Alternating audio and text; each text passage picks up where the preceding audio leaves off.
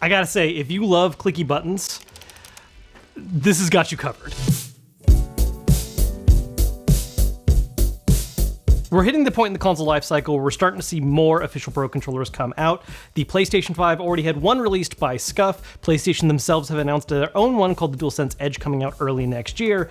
And Razer has now released their Wolverine V2 Pro for the PS5. Now this is actually based on a design they've already released for the Xbox, which was the Wolverine V2 Chroma. There are some adjustments and changes here, some refinements that are a little bit of individual upgrades, and obviously some things to put into account that this is a PlayStation controller and not an Xbox one. And that actually I think is also one of the most important differences to note is that because this is replacing a DualSense, some of the trade-offs are a little more interesting. I do want to note this video is not sponsored, however, Razer did send out this review unit of the controller for me to try out. On the subject of PS5 Pro controllers, one thing I want to mention real quick too is that a really interesting situation coming up is that we are getting a first-party option in the near future with the PlayStation DualSense Edge. I do have that pre-ordered and I'm planning to cover it when it releases, and I'll probably also end up doing an actual dedicated head-to-head video of that versus this and other Pro controller options like from Scuf, so if you don't want to miss out on that video, make sure to subscribe. First off, real basic overview, this is a Pro controller made by Razer, which is officially licensed by Sony, made for the PS5. It works both in wired and wireless modes, which you actually swap between on the back right here, along with switching between a PS5 and PC mode.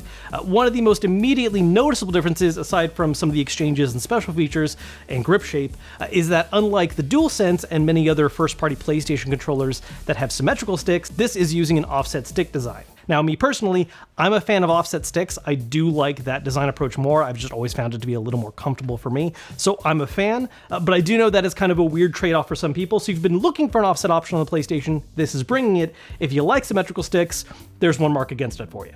Now, of course, being a Pro controller, there are a bunch of different special features worth going over. The first one, though, I really want to talk about is how much clicky is going on with this controller. Razer has before made use of their Mecha Tactile buttons in their Pro controllers. It's always been a heavy focus. It was one of the things I really liked about the Razer Raiju back on the PS4. And they've been really looking for even more places to put clicky feedback. This, in fact, has even more than the Wolverine V2 Chroma, which it's based on. You have the clicky front-facing buttons, which are great. You have clicky feedback on the D-pad for each of the 8 directions, so you can really feel which ones you're pressing.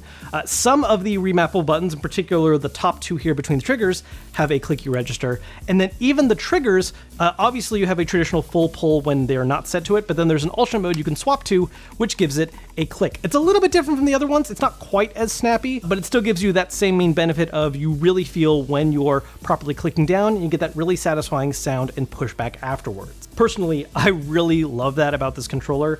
As I mentioned, I was a big fan of the Razer Raiju on PS4, and one of the reasons why I fell in love with that controller was because I loved the clicky front-facing buttons, and really the more places that it's been put, I'm a really big fan, especially for the triggers. This actually isn't the first time that I've seen this kind of feature added to a Pro controller before, and I like it a lot more than the short stop approach that some Pro controllers have, because the short stop always feels like it's not really working as it should. Yes, you're getting that short pull, but it almost feels awkward that it stops where it does. Whereas the clicky feedback on this makes it feel like a very intentional design choice, and it's just much more satisfying. Now, as I touched on real quick with those clicky buttons, one of the other special features is, of course, that this has 6 remappable buttons in total. Me personally, I've never really had that much of a real use for more than 2. I know there are some people out there that want to have as many as they can. And what's nice with having 6 on this one is that you do have a variety of which ones you want to make use of. There are, again, these top 2 that are between the triggers. All you have to do is reach in a little farther and press down on them. And then on the back, instead of having buttons that are contoured into the base of the controller like a lot of other Pro controllers have, these recent Wolverine controllers have instead had them be these protrusions in the back. Now, compared to the V2 Chroma, these are actually a little bit different. They're further apart. They're closer to the handles than they were on the Xbox design, which I do like. The Xbox one, I even said this back when I reviewed it, I didn't really like how far you would need to reach. It just felt a little more uncomfortable and weird versus having a button in the groove right here. I like that these ones are closer to the handle grips now. It's that kind of really good split the difference to where you're definitely never going to accidentally click these unless you're resting your finger on them constantly, but it's close enough to where your finger naturally rests that it's pretty easy to just quickly move on over and tap the one you want to use. Now, the way you remap these buttons is making use of their Razer controller app, which is available on iOS and Android. Basically, put the controller into a Bluetooth pairing mode, where you then open the app, and it gives you a couple different options you can select from, including remapping what the buttons are, changing the lighting settings. You can affect what colors are on the controller or how they breathe and cycle.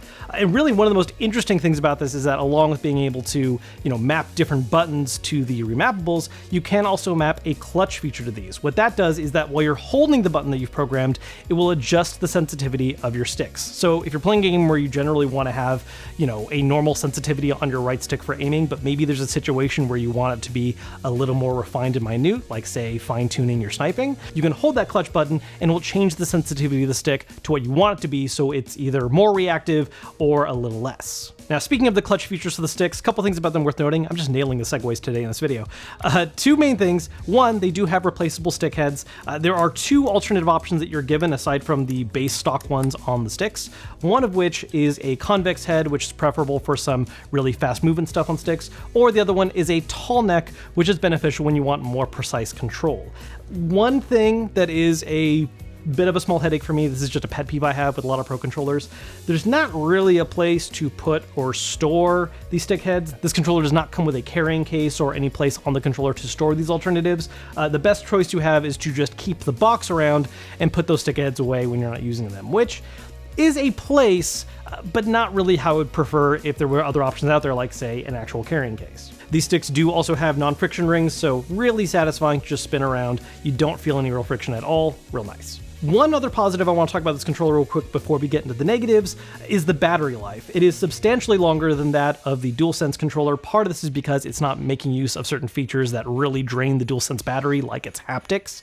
But the controller is estimated to last somewhere around 28 hours on a full battery. Part of this depends on what your lighting settings are at, because that can cause the battery to drain slower or faster depending on what you have them set to. But the main point I really want to make is compared to the DualSense, the battery definitely lasts longer. And in my own use case for it, I have not had it run out of batteries in wireless mode while using it, as long as I make sure to charge it overnight. Again, this controller can also be used in a dedicated wired mode where you're plugged into the system.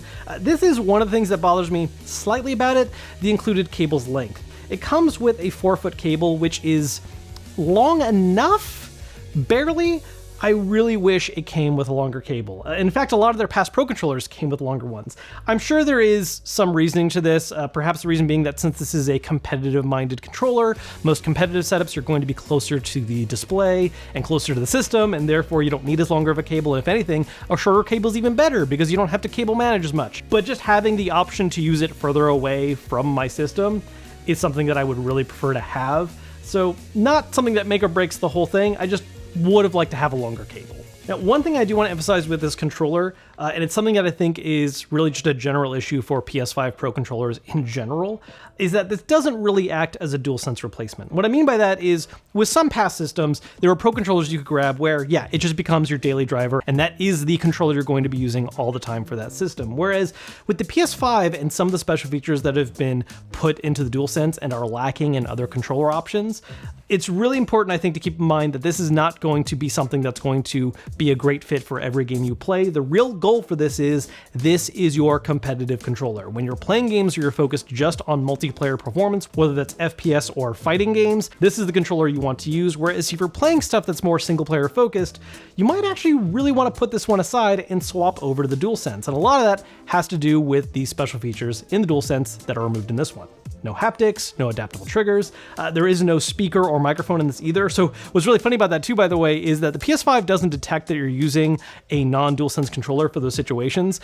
So when your options are set to having things come out of the controller speaker, well, it's trying to push audio to a speaker that isn't there, and you're going to end up having moments in games where you go, isn't someone supposed to be saying something right now? And you realize, oh, it's because it's trying to broadcast to a DualSense that is not there. This isn't necessarily a slight against the controller. After all, if you have a PS5, you should have a regular DualSense around. I just do think it is important to emphasize that, this is definitely a specialized use case scenario and not necessarily going to become your one and only controller you use unless you only do competitive stuff and that's all you play. If you've been watching my videos for a while, particularly back when PS4 was a heavier focus, you'll know that Razer was really the company I was happiest with the Pro Controller designs. I loved the Raiju as my main go-to controller over a DualShock 4, and when it came to fighting games, I absolutely loved the Razer Ryon, and this is really filling that same gap for me. Again, I want to use the DualSense more for single-player focused stuff. Again, I do see myself going back to the DualSense more often in this case because I want to have those special features for single-player stuff, but when it comes to competitive things, in my case, particularly fighting games, I love the D-pad and the clicky register on this, and it's absolutely something that I prefer using. Now, the big hanging question mark about this controller to me, though, is the fact that, look, Pro Controller pricing in general is expensive. The market has been expensive for a while, and while it's fluctuated a little bit, and I think we saw them actually getting a little cheaper near the end of the life cycle of last systems, looks like we're spiking up back again for this gen, with this one being $250. So what makes that a little bit more of an awkward sell now is that compared to the PS4 generation with PS5, there is an official first-party competitor. Now, whether or not the DualSense Edge is going to actually be a better option, we don't know yet. So those are my thoughts on the Wolverine V2 Pro overall. I'd say I'm a fan. If you want to learn more about the controller or even pick one up, I do have a link posted down below in the description. As always, if you enjoyed the video, hit thumbs up button to let me know, subscribe if you haven't yet, and I will see you guys later.